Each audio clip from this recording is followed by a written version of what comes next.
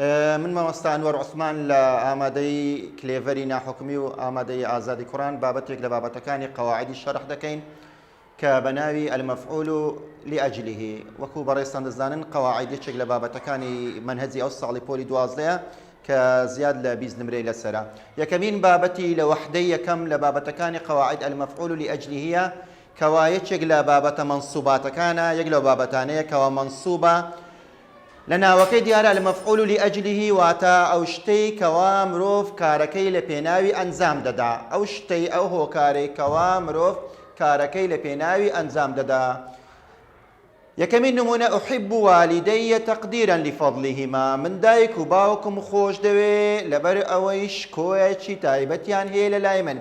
ئەو کەسە لۆ دایک و باوچ خۆی خۆش دەوێ، هۆکاری خۆشویستی دایک و باوکەکە چییە؟ ئەو شکۆ ئەو تەقدیرەیە کە لە ناخی مرۆڤەکەی بەرامبەر دایک و باوچی هەڵدەقوڵێ. نمونەی دووەمیان نەجتەهید و خۆمان مادی دەکەین سەبەب و هۆکاری خۆماندیکردنەکەی چییە؟ طەڵەبەن للتەفەووقی، دەداخەوە حەز دەکەم داواکاریم ئەوەیە سەربکەوم و سەرکەوتن بەدەست بێنم. نمونەی سێمیە وەقەفە طالب احتراما للمدرسی، کاتێک کە مامۆستا هاتە ژوورەوە قوتابیەکە هەستاوە، هۆکاری هەستانەوەی قوتابیەکە چ بوو؟ احترامگرتن و ڕێزێک بوو کە لە ناخی قوتابیەکە بەرامبەر مامۆستایەکەی هەڵقوڵا. نمونەی چوارەمیان زارە خالید صدیقه حبا له، کاتێکەوە خالید سەردانی هاوڕێیەکەی کرد، هۆکاری سەردانەکەی چ بوو؟ خۆشویستنی خالید بوو لە بۆ ئەو هاوڕێی بێگومان خۆشەویستیش لە ناخەوە دەقوڵێ. هەرب الطفل من الكلب، کاتێ مناڵەکە لە سەگەکە ڕایکرد هۆکار چ بوو؟ خەوفا منه، ترسی لە سەگەکە بوو، بێگومان ترسیش لە ناخ و دڵەوە هەڵدەقوڵێ.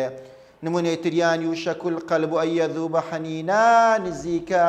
دڵم بتاوێتەوە بۆ چونکە سۆزم بۆت هەیە. نمونەی تکەیان إنا لقوم أبت أخلاقنا شرفا أن نبتدي بالأذى من ليس يؤذينا، هۆکار چییە ئێمە غەدر لە خەڵکانی تر ناکەین؟ هۆکار چییە چاومان لەوە نییە غەدر لە خەڵکانی تر بکەین؟ شەڕەف و ناخ و پەروەردەمان کە لە ناخماندایە ئەو پەروەردەمان پەروەردەبووینەکەوە بە هیچ شێوازێک بیر لەوە ناکەینەوەکەوە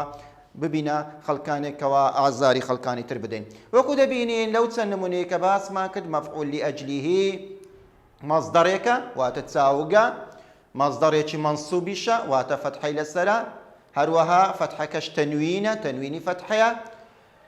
لە هەموو نمونەکان تەمەشا دەکەین مەصدەرەکان مەصدەری قەلبی بوون واتە لە ناخی ئینسان لە دڵەوە لە هەستی ناوەخۆڕە ڕووداوەکان هەڵقوڵا بوون. ئەو مەصدەرانە هەمووی منسوب بوون گوتمان، هەمووی نەکیرە بوون واتە ئەلیف لامیان پێوە نەبوو، هەر هەمووشی تەنوینی فەتحە بوو لۆ لەبەر ئەوەی حرف جەڕی لە دوایە. لام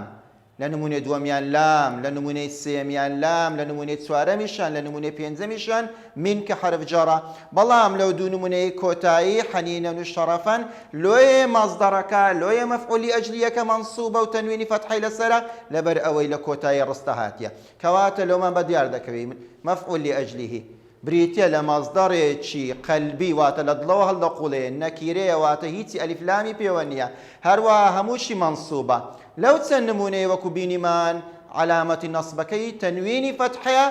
کەی تەنوینی فەتحەش دەبی ئەگەر هاتو حرف جەڕی لە دوا بوو یاخود لە کۆتایی ڕستە هات بوو، هیچی تری لە دوا نەهات بوو. ئێستا دەچینە سەر چەند نمونەیەکی تر باز دەکەین. تناول المريض الدواء رغبة الشفاء، نەخۆشەکە دەرمانەکەی خوارد، هۆکاری خواردنی دەرمان چ بوو؟ لە ناخەوە حەزی لە چابوون و شفا بوو. ساعەت المحتاجە هاوکاری هەژارەکەم کرد ئامەلە الثەوابی، بەڵکو پاداشم پێ دەبڕێت لایەن خوای گەورە. بەدەلت ثیابی المبەلل، جلوبەرگە تەڕەکەم گۆڕی اتقاء المەڕەضی، لە ناخەوە ترسم هەیە ویستم خۆم بپارێزم لە نەخۆشی. خوای گەورەش دەفەرمێ ينفقون أموالهم ابتغاء مرضات الله، دۆڵەمەندەکان کاتێ پارەکانیان دەبەخشن لە ناخەوە مەبەستیان بەدەستهێنانی ڕزامەندی خوای گەورەیە. هەروەها خوای گەورە بە نەفامەکانی سەردەمی پێشتری دەوت کە مناڵەکانیان دەکوشت ولا تقتلوا أولادكم خشية إملاق، نەکەن مناڵەکانتان بکوژن لە ترسی هەژاری. هەروەها دوان نمونەشمان شاعر دەفەرمێ ومن ينفق الساعات في جمع ماله مخافة فقر فالذي فعل الفقر، ئەو کەسانەی کەواتە مەنیان هەموو لە پێناوی کۆکردنەوەی پارە سەرف دەکەن لە ترسی هەژاری وا دەکەن، بەڵام خۆی ئەو هەموو ماندووبوونە هەژاریە. جا لەو چەند نمونەیە وەکو تەمەشا دەکەین هەمان شت مەفعول لأجلیه مەصدەرن مەزدەڕێکی قەلبینە دیسان نەکیڕانە دیسان منسوبن بەڵام تاکە جیاوازی ئەوەیە علامەتی نەسبی ئەو نمونانەی ئێرەمان یەک فتحەیە تەنوینی فتحەنیە هۆکارەکەشی چییە دەتانی بڵێن لەبەروی حرف جەریە دوان نییە هەروەها لە کۆتای ڕستەژ ناتێ ئەدی چی لە دوایە ناوێکی مەجروری لە دوایە ناوە مەجرورەکە کە پێ دەگوترێ مضاف إليه کەواتە هەر کاتێک کە مەفعول لأجله مضاف إليه لە دوا هات کە ناوێکی مەجرورە ئەو کاتی علامەتی نەسبەکەی فتحە دەبی تەنوینی فتحە نابیتن ئێستا پاشەوەی نمونەکانمان باس کرد ئیستنتاجەکەی دەخینینەوە بزانین دەگەینێت دەرەنجامێک ئەو دەرەنجامە لۆ لەبەرکردنەیە المەفعول لأجله اسم ناوێکە یاخود مەزدەرێکە واتە چاوجێکە يذكر لرستيادي لبيان سبب وقوع الفعل مفعول لأجله لوي لرستيادي هتا هو كاري أنزام داني إيشا كمان بيدري گرنگترين خال لو بيناسي سببك كبريزي قطابي دبي لبري بكاتن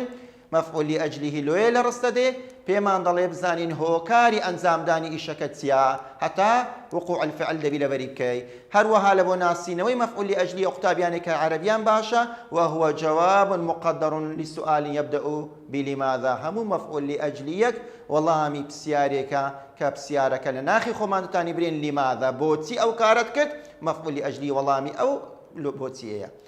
خالة يكون المفعول لأجله منصوبا لهم نمونه كان منهزي إما مفعول لأجله منصوبا بلان مرزي كميان إذا كان مصدرا دبي تساوق بي مرزي دوميان مصدرك دبي قلبي بلا ناخو هالبقوليه مرزي السيميان متحدا مع فعله في الزمن والفاعل دبيت أو مفعول لأجله أو مصدر لغير فاعله لەگەر فعلەکەی لە دوو خاڵە یەک بگرنەوە مەفعول لأجله لەگەر فعلەکەی لە دوو خاڵە یەک دەگرنەوە ئەویش یەکەمیان لە کات دووەمیان لە فاعل لۆ نمونە کاتێک دەڵێن سافرت إلى فرنسا من گەشتم کرد بۆ فەڕەنسا لماذا سافرت بۆچی سەفەرت کردی دەڵێم طلبا للعلم لە ناخەوە داوای زانستم دەکرد ئێستا طلبا لەگەڵ سافرت و لە دوو خاڵە هاوبەشە یەکەمیان ئەگە بڵێن مەتا سافرتە کەنجێ سەفەرت کردیە گەر وەڵام بدەیە برێ مەساء شەو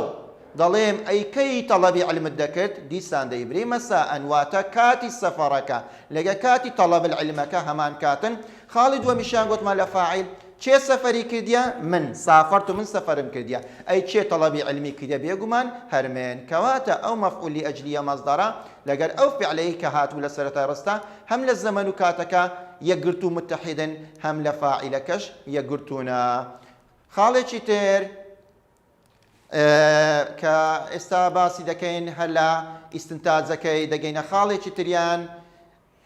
ئیعراب سەبارەت بە ئیعرابەکەی یەک ئیعرابی نەگۆڕی هەیە ضرارا ادخاره یەک ئیعرابی نەگۆڕیانی هەم مەفعول لأجلیەکان ئەویش دەڵێن مەفعول لأجله منصوب وعلامة نصبه الفتحة ذات فتحة يك فتحة بيت سي تنوين فتحة بيك عربي نقوري دكين مفعول لأجله منصوب علامة نصبه الفتحة خالد شي تريجرين كبيست لو بابا بيزانين لو نمناني بيشو باس ماكت حمي مفعول لأجله لدواي فعلك دهات واتا فعلك لسرتا مقدم بمفعول لأجله مؤخر بو بلام تبين يكمان هي ضلي يجوز تقديم مفعول لأجله على فعله زائزة الرقاي بيدرايا هيت هلنيا اگر هاتو اما مفعول لأجله كمان لسرتا يرستهنا لپاشانە هاتین فعلەکەمان هینا لۆ نمونە لەباتی بڵێم يجتهد الطالب خوفا من الفشل دەڵێن خوفا من الفشل يجتهد الطالب لەو نمونەیە خوفا مفعول لأجله مقدمە لە سەرەتای ڕستە يجتهد فعلەکەیت لە دواوە هاتی حکمەکەی چییە حکمەکەی جەوازە واتە ڕێگای پێدرایە لە نمونەی تریان عبادة لله يصلي المسلم وەکو پەرستنێک لە بۆ خوای گەورەی ئیماندار نوێژ دەکا عبادة مفعول لأجله بەپێش يصلي کەتێکە فعلەکەیتی لە نمونەی تکەیان تقريبا للطالب منح الجائزة وەکو ڕێزلێنانێک بۆ قوتابیەکە دیاری پێبەخشرا تقريبا مفعول لأجله هاتە سەرەتای ڕستە منح بە دوا کەتێکە فعلەکەیە لە نمونەی کۆتایی فما جزعا ورب الناس أبكي جزاعا كمفعول لأجله بپێش فعلەکەی کاتێک کە ئەبکیە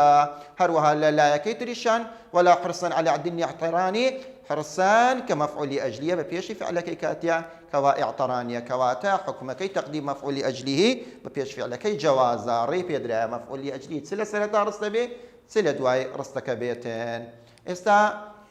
چەند پرسیارێکی وزاری دەخوێنیم زانین بە شێوازێک پرسیار لە وزاری دێتەوە تا شارەزابین دەڵێن نمونە یەکەمیان احتراما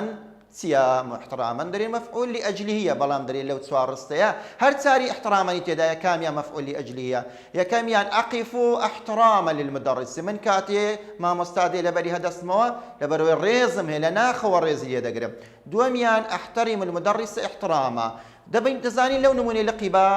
احتراما لأحترمي ورجرايا كواتا مصدرك لفعلك ورجرايا مصدرك وفعلك لرستك بنيانيا كواتا مفعول مطلقة مفعول لأجلهن لأن من يجيميان أنت أكثر احتراما منه ما دام أكثر لبيشاتيا دزانين احتراما لتمييز بابتك دبت بابتي اسم تفضيل كواتا وش يعني لأن من يكوتاي احتراما للمدرس للمدير دو جار احتراما هاتيا ما دام دو جاران هاتيا أو بابتي توكيد شي لفظيا كواتا كاميا رازبو ألف راز بولو چونکە هۆکاری ئەنجامدانی ئیشەکەی بوو ألف دەچینە سەر نمونەی دووەمیان أنت تهاجر بحثا عن ذاتك تۆ بۆیە کۆز دەکەی لە ناخەوە لە دوو خودی خۆت دەگەڕێ کە بوونت کردیە دەڵێ بەحثەن چیا دەرێن مەفعول بهیە نەخێر تەمیزە جیم نەخێر تەمیزیش نییە لەبەرە تەمیز لە بابەتی سیفەی مشتەبەهە و لە بابەتی اسم تەفضیلەیتمان مەفعول مطلقە نەخێر مەصدەرێک نییە لە فعلەکەی وەرگیراوی ئەی چییە مەفعول لأجلیە لەبەر ئەوەی هۆکاری ئەنجامدانی ئیشەکەمان پێدەرێتن نمونەی تری وزاری نمونەی سێمیان أحب السباحة حبا من حزم لە مەلەوانیە حەزێکی زۆر لەوە تەمەشا دەکەی مادەم حبا لە ئوحبووی وەرگیرایە مەفعول لأجلیه نییە بەڵکو مەفعول مطلقە چ جۆرە مەفعول مطلقێکە لبيان نوع الفعل زۆری مەلەوانیەکەمان پێ دەرێ نەخێر ئەگەر وە باوە دەباوە لە پاشی حبەنی دەباوە مضاف إليه بەهات باوەیان نەعت نەهاتیە ئایا بەیان العدەدە ژمارەیەک وەتیتی حبا واحدة یان شتێکی وا نەخێر ژمارەش لێ دوان نەهاتیە ئایا هەمووی تەواوە نەخێر هەمووی تەواو نییە بەڵکو چییە مادەم مەصدەرەکە لە فعلەکەی وەرگیرایە و هەرچیان لە ڕستە هەنە و هیچ وشەیەکی لە دوایی نهاتیە كواتا أليفك توا لتوكيد الفعل دوان نموني بابة كشمان رفقا بالمحتاج ساعدته يعني رفقا بالمحتاج ساعدته نرمونيان بلغرو هجاري كواها وكاري كديا بس خويدا مشينوا ما تحته خط أو خطيب جرداتيا مفعولة بس زور مفعولك آية مفعول فيه نخير باصي الزمان ومكانك آية مفعول مطلقة نخير أو فعليك لي ورجي على رصدكنيا آية مفعول به نخير ئەوم پێمان ناڵێکەوە ئەوەی ئیشەکەی کەوتوری دەسەر ئەدیتیا مەفعول لأجلیه لەبەر ئەوەی هۆکاری ئەنجامدانی ئیشەکەمان پێ دەرێ هەروەها لۆ هاوکاری هەژارەکەشمان کردیە بەزەی هاتنەوە و نەرمونیانی لە ناخەوە هەڵقوڵایە وای کردیەکەوە بەڕێزت یا من هاوکاری هەژارەکە بکەم طبعا مەفعول لأجلیەکی مقدمیشە ئێمە زۆر بە کورتی لەو خلالی ئەو چەند دقەیە تانیمان بابەتی مەفعول لأجلی باز بکەین بە نمونە بە ئیستنتاج هەروەها چوار نمونەی وزاریشمان لەسەر حەل کرد هەم دەربارەی مەفعول لأجلیەکەی هەم دەربارەی مەفعول مطلقەکەش کەوا کەمێک پەیوەندی بەوی هەیە بە هیوا و ئومێدی سوودێکی زۆرتان لێبینی بیتن ئێوەی قوتابی خۆشەویست زۆر سپاس